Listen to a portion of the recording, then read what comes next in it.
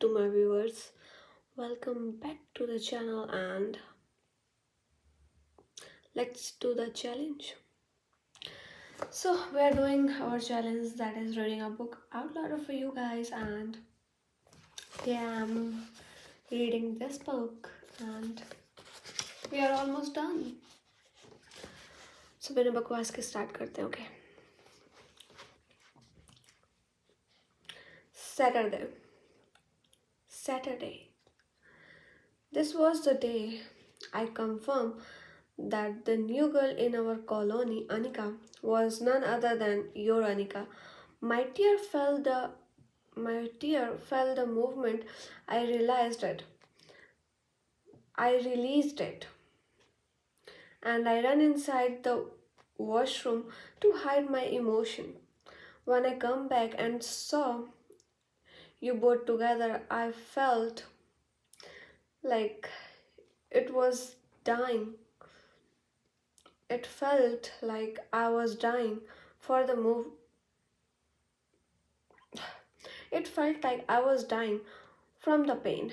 I couldn't move. I was speechless all night. The next day, when I saw you both happy, I just wanted to leave. I stepped away and let you be happy together. That night, I took I looked into Anika's story about the time you both trekked through the forest. I cried a lot. Not because you were happy, because I was wondered why wasn't I in Anika's place. I stopped answering your calls every time I heard your voice, my heart grown heavy and my tear wouldn't stop. I hope you never read this. It was our wedding week. I was so happy that Vikram was going to be mine, yet sad that he didn't even like the fact that love could happen twice. One night he spoke to me and confessed that he was being forced into this marriage and had no interest in going through with it. But I believe that sometime even forced situation could lead to a beautiful life. I promised myself that I would show him all the love I had hidden all these years. I would take care of him in every possible way. 3 days before the wedding, I was discussing the arrangement with the manager when the sound of a bottle crashed hit in my ear. I rushed outside and saw Vikram completely drunk.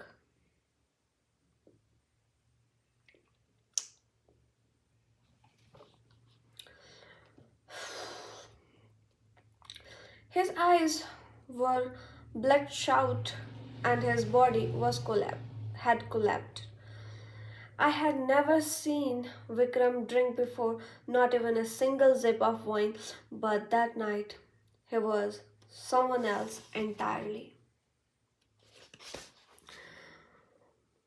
With the manager help, I carried him to bed.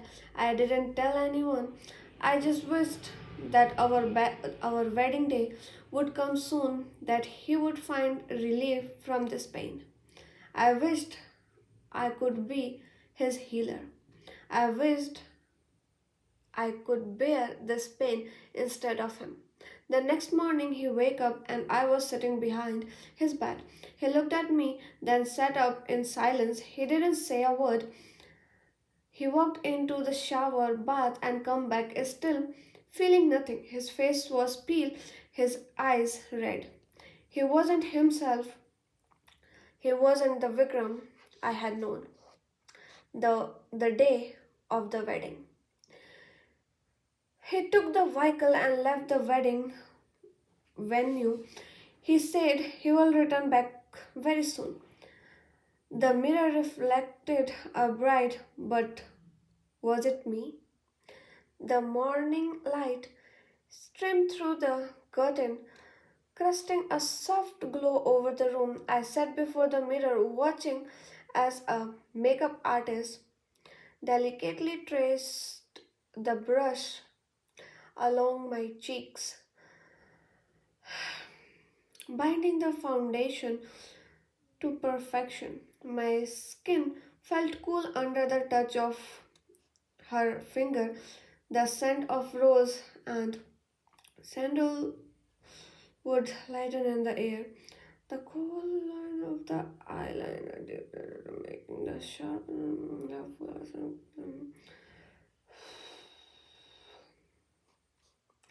my hairstyle was passion filled.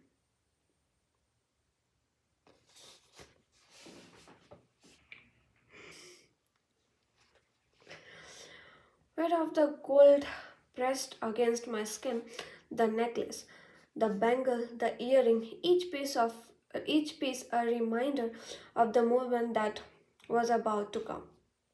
The dupatta was finally draped over my head. It embraced, framed my face. I looked into the mirror again, a bride, a woman stepped into a new life, but somewhere the layer of skill and gold. The careful pen face was a heart that is still crying a story left untold. Someone knocked at the door. It's time. A voice comes softly. I took a deep breath, shook my shoulders, and stood up. Today was not about the past. Today, I walked toward the future, taking my husband Vikram with me. I will heal him today. The bangle on my wrist jingled softly as I turned to the door.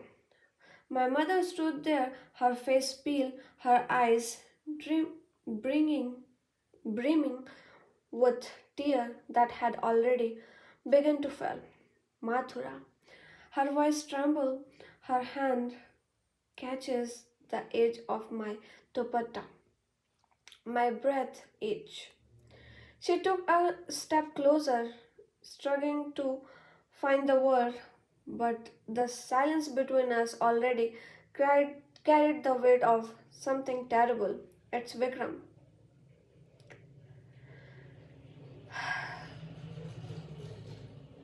He had an accident. The room spun, the air thickened for a moment, the sound around me, the faint chatter of guests, the distant music, the rustling of fabric fade into nothingness. What? My voice barely escaped my lips. He is in hospital.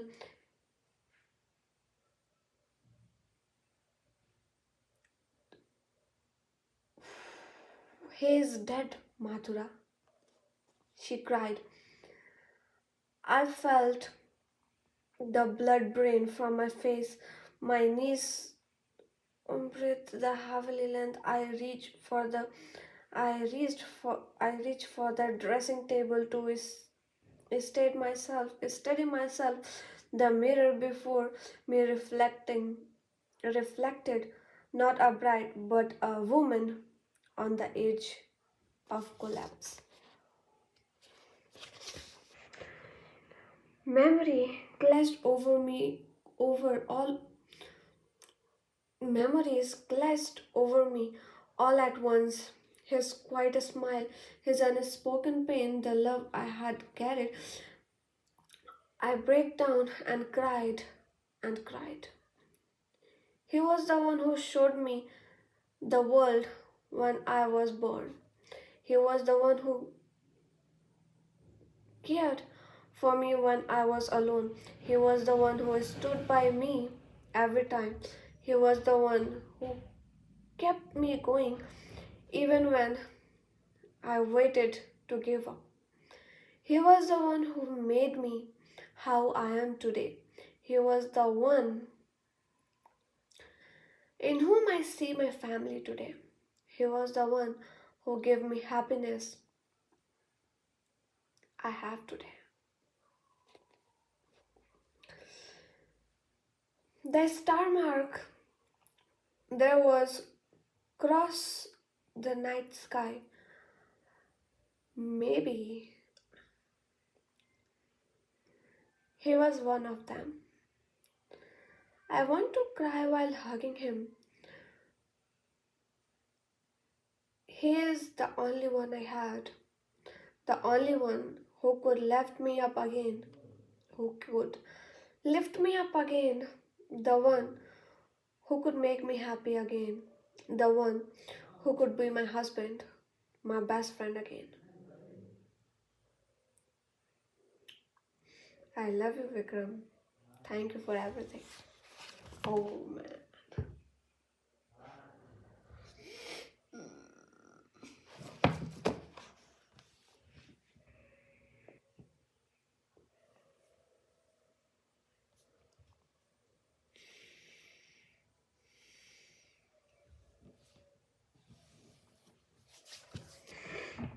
I never ever thought in my dream that he would die. Like never.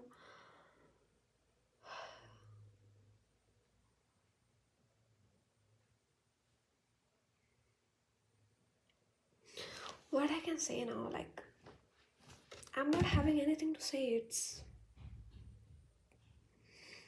ending is so brutal, like literally so brutal.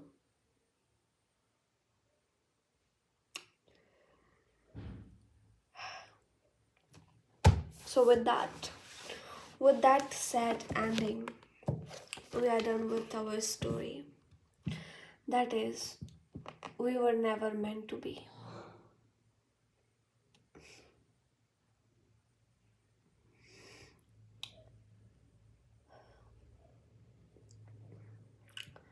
So देखते हैं आगे what I'm gonna do. Like if you have anything for me as a challenge that I can do, then please comment it down. I'll try to do it. So see you there. Bye bye.